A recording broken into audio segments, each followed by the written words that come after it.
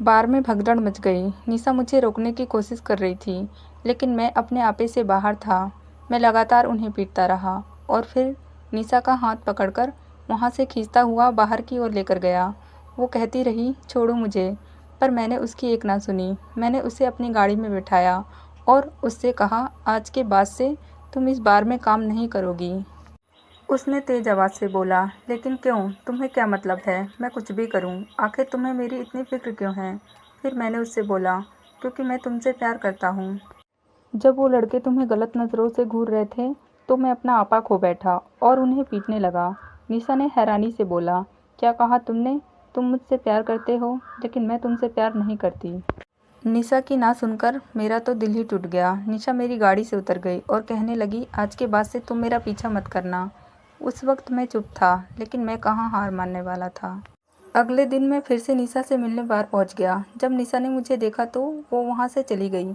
मैं निशा को पागलों की तरह इधर उधर ढूंढने लगा, लेकिन निशा मुझे वहाँ नहीं मिली। कहीं वो अपने घर तो नहीं चली गई, ऐसा मैंने मन में सोचा। निशा को ढूंढता हुआ मैं उसके घर तक पहुंच गया। तभी मैंने देखा निशा की माँ सीरियस कंडीशन में थी। शायद उन्हें अस्थमा अटैक आया था। निशा उन्हें अकेले ही उठाने में लगी हुई थी। ये देखकर मैंने निशा की माँ को उठाकर अपनी गाड़ी में लिटाया और उन्हें जल्दी से हॉस्पिटल लेकर गया। उस वक्त निशा भी मेरे साथ थी। अपनी माँ की यह हालत देखकर वो लगातार रोई जा रही थी। मैंने उसे दिलासा दिया और चुप करवाया। कुछ देर बाद निशा की माँ की हालत में सुधार आया। निशा मेरा शुक्रिया अदा करने लगी। मैंने उससे कहा, इसकी कोई ज़रूरत नहीं, और वहाँ से जाने लगा। निशा ने मुझे पीछे से रोका और कहने लगी, उस दिन मैंने तुम्हारा दिल दुखाया, उसके लिए मुझे माफ़ कर दो। तुमसे बेहतर जीवन साथी मुझे कहीं नहीं मिलेगा। निशा के मुंह से ये बात सुनकर मैं खुशी से झूम उठा और निशा को गले से लगा लिया और उससे वादा किया, जल्द ही मैं अपने मम्मी पापा से अपनी शादी की बात कर तुम्हें हमेशा के लिए अपना बना लूँगा। निशा ने उदास होकर कहा, लेकिन तुम्हारे मम्मी पापा नहीं माने तो? मैंने उससे कहा, मैं अपने माँ बाप का इकलौता बेटा हूँ।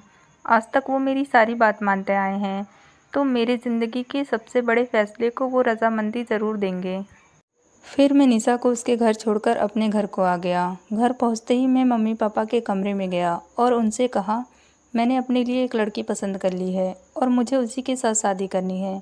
मेरी माँ ने नम्रता से बोला, ज़रा उसकी फ़ोटो तो दिखाना। मैंने अपने फ़ोन में निशा की फ़ोटो मम्मी पापा को दिखाई। मेरे पापा निशा की फ़ोटो देखकर चौंक कर बोले, लेकिन ये तो बार डांसर है। नहीं, ये शादी नहीं हो सकती। तुम एक बार में नाचने वाले के साथ शादी करना चाहते हो। मैं उन्हें समझाने की कोशिश करने लगा, लेकिन पापा, वो बार में डांस अपने किसी मजबूरी की वजह से करती थी। लेकिन अब मैंने उसे मना कर दिया है, अब वो बार में नहीं नाचेगी। मेरे समझाने के बाद भी जब मम्मी पापा नहीं माने तो मैंने खुद को एक कमरे में बंद कर लिया। लगातार 4 से 5 घंटे जब मैं उस कमरे से नहीं निकला तो मम्मी पापा घबरा गए और कहने लगे, दरवाज़ा खोल बेटा, हम तेरी शादी उस लड़की के साथ करवाने के लिए तैयार हैं।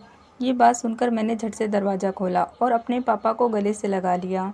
मैं ये खुशखबरी निशा को सुनाना चाहता था, लेकिन रात ज़्यादा हो चुकी थी। मैं सुबह होने का बेसब्री से इंतज़ार करने लगा।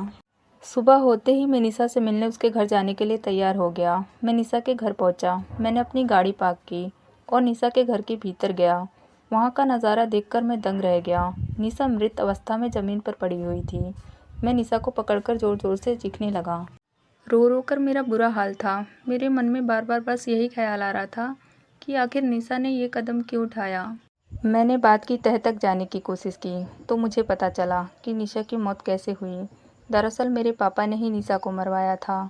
वो कभी नहीं चाहते थे कि मेरी शादी निशा के साथ हो, इसलिए उन्होंने निशा को मरवा दिया और मेरी ज़िंदगी मुझसे छीन ली।